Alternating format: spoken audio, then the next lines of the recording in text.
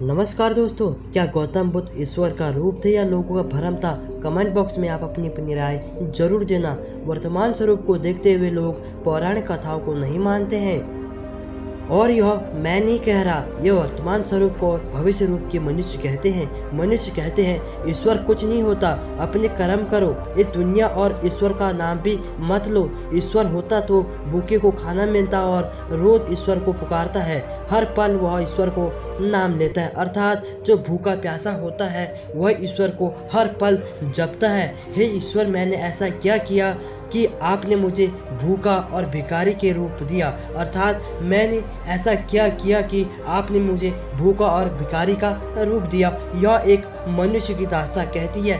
क्या हमारी इस दुनिया में कोई कीमत नहीं है? एक वक्त की रोटी ठीक से नहीं मिलती। दोस्तों, आपको क्या उत्तराखंड की केदारनाथ में जो आपदा आई थी उसे कोई प्राप्ति या आप जानते हैं?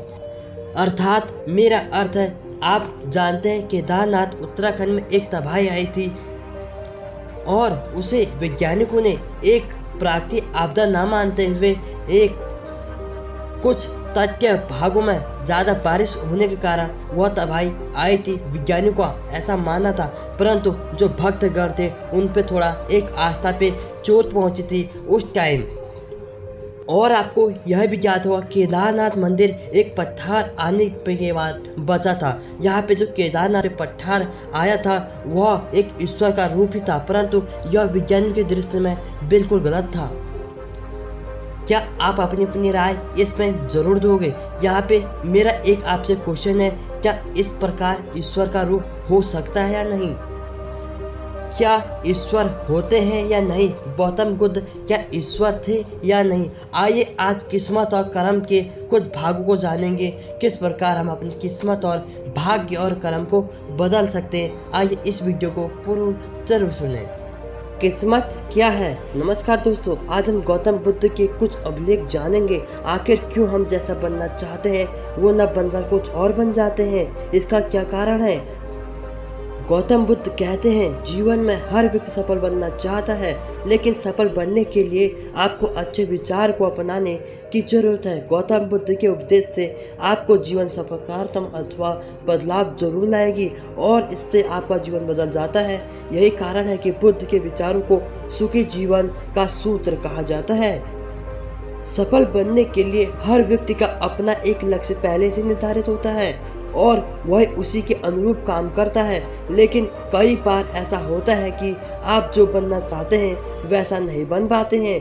कुछ लोग इसी लेकर मान लेते हैं शायद उनकी किस्मत में यह लिखा होगा, तो वह कुछ लोग अपनी किस्मत को खराब कहने लगते हैं और कुछ लोग यह मानकर संतुष्ट हो जाते हैं कि शायद वह इस डिज़र्व ही नहीं करते थे, लेकिन इसका असली कारण कुछ और ही है। गौतम बुद्ध की इस कहानी से जानते हैं यह क्या कारण है। कमेंट बॉक्स में आप जरूर बताना, आप किस्मत को मानते हो या कर्म को मानते हो, क्योंकि प्राथमिक स्वरूप में कर्म भी एक हमारा अनुरूप है। एक बार गौतम बुद्ध एक सभा में उपदेश देना जा रहे थे। सभा में करीब 100 से ज़्यादा लोग उपस्थित थे और उनका इंतजार कर रहे थे। गौतम बुद्ध आए लेकिन बिना कुछ कहे चले गए। बुद्ध का ऐसा व्यवहार देखकर सभी हैरान रह गए थे, लेकिन किसी ने उसे कुछ कहा नहीं।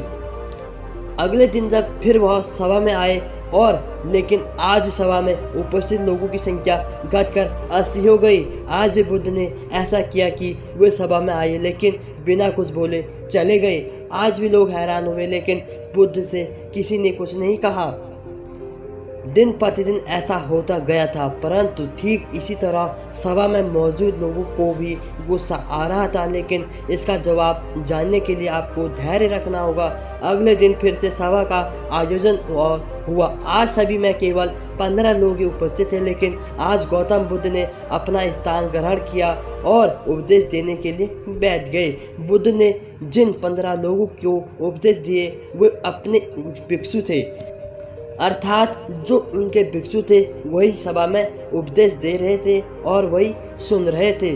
परंतु एक बार इन लोगों ने बुद्ध से प्रश्न किया, सभा का आयोजन होने के बावजूद भी आप क्यों कई दिनों तक बिना बोले ही चले जाते थे?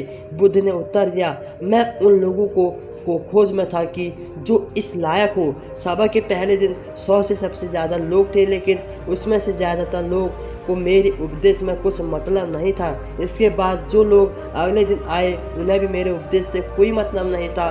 वो तो केवल इसलिए आए थे क्योंकि वो देखना चाहते थे कि आखिर सभा में होता क्या है। लेकिन मुझे ऐसा लोगों को तलाश बिल्कुल नहीं है जो मेरे ज्ञान को जन जन तक पहुंचाए। मैं कई दिनों तक इसलिए बिना बोले चला गया क्योंकि मैं यह देखना चाहता था कि आखिर वह कौन लोग हैं जो सच में मेरे उपदेश को सुनना चाहते हैं और उन्हें वास्तव में ज्ञान पाने की प्यास थी। ऐसे लोगों की रोज आए। गौतम बुद्ध कहते हैं कि जिनके भीतर धैर्य था उनकी मुक्ति का मार्ग मिला, और जो लोग जल्दीबाजी में थे वो आज घर बैठे हुए हैं। बुद्ध कहते हैं कि जिन लोगों में धैर्य का गुण होता है वे जीवन में कुछ भी पा सकते हैं। फिर चाहे आपका लक्ष्य कुछ भी हो, बिना धैर्य के कोई भी सफलता के लक्ष्य तक नहीं पहुंच सकता।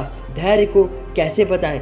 आज भागदौड़ भरी जिंदगी में लोग में धैर्य नहीं है।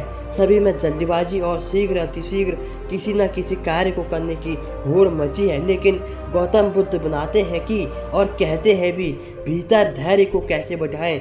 बुद्ध कहते हैं कि निरंतर अभ्यास से हम अपने भीतर के धैर्य को बढ़ा सकते हैं। यानी आप जो भी सोच रहे हैं या कुछ भी कर रहे हैं उसके लिए धैर्य की आवश्यकता जरूरी है।